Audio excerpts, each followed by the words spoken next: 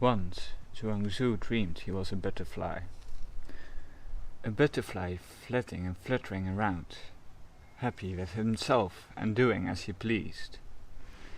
He didn't know he was Zhuangzi. Suddenly he woke up, and there he was, solid, an unmistakable Zhuangzi. But he didn't know if he were Zhuangzi who had dreamed he was a butterfly, or a butterfly dreaming he was Zhuangzi.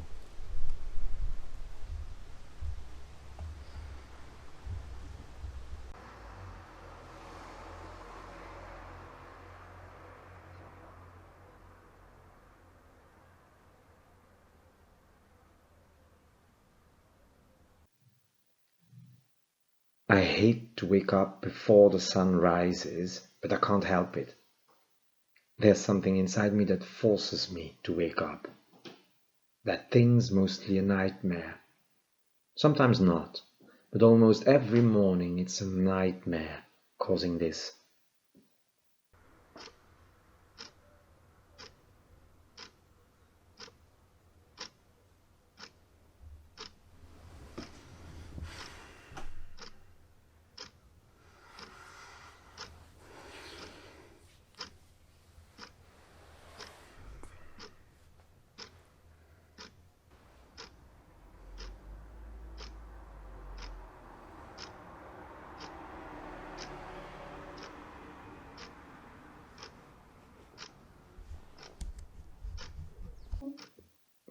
Something wonderful happened this morning.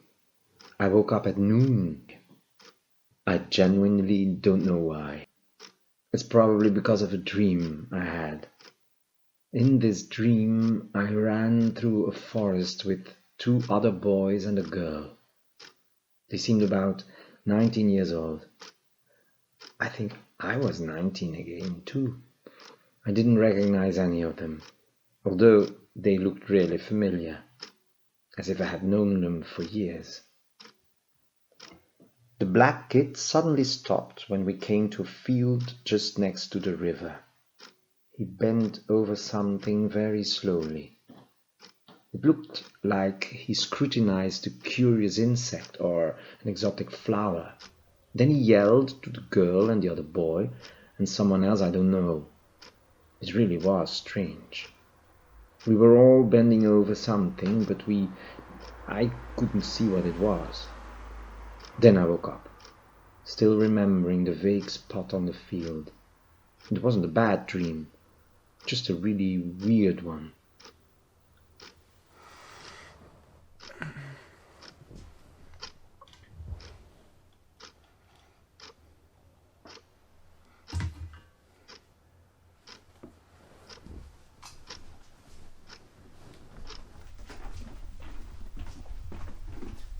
The phone rang. It was my boss. He screamed through the phone some incomprehensible words about a fire or an explosion and that I had to come immediately. I've been working for 19 years now in this old clock store in a small town in Oxfordshire. Nothing special ever happened in this town.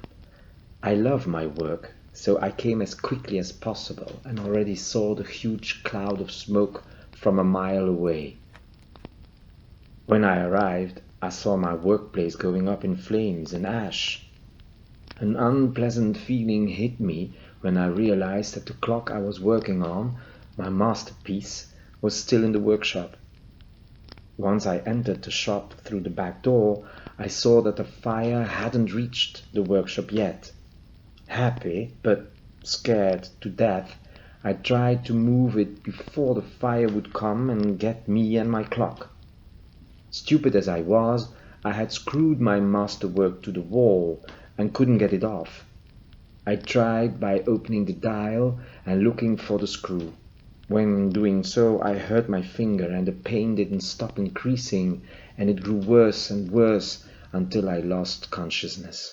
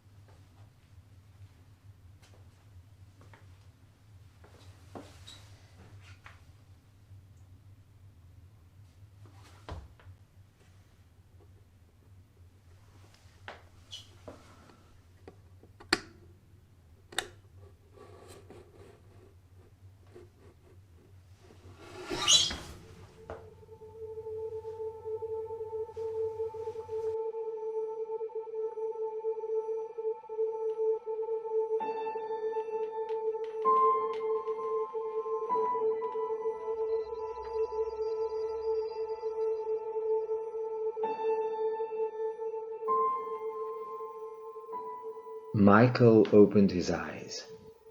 He quickly joined Jack, Olivia, and Evan, as he was the slow one. A weird thought arose in his mind. Hey guys, do you know about the clock that went up in flames? Oh, okay, never mind. Just a random thought.